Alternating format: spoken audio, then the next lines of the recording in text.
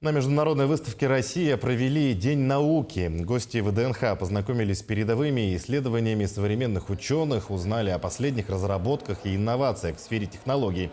С лекциями выступили якутские ученые. Так, на стенде республики гости выставки узнали об уникальной технологии сварки газопроводных труб при низких температурах.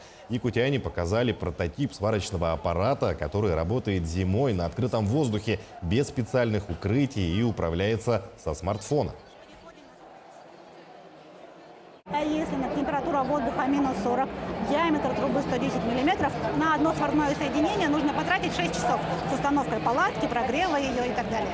Наш аппарат сделает такое сварное соединение за 1 час.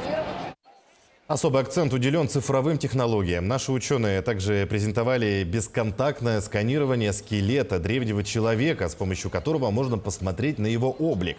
Реконструкцию якутские ученые провели на примере шамана, погребенного в XVIII веке. Узнали, как он выглядел, какой образ жизни вел и даже какое имел здоровье. Цифровая копия шамана вызвала восторг у посетителей выставки. Особенно якутские ученые поразили подрастающее поколение.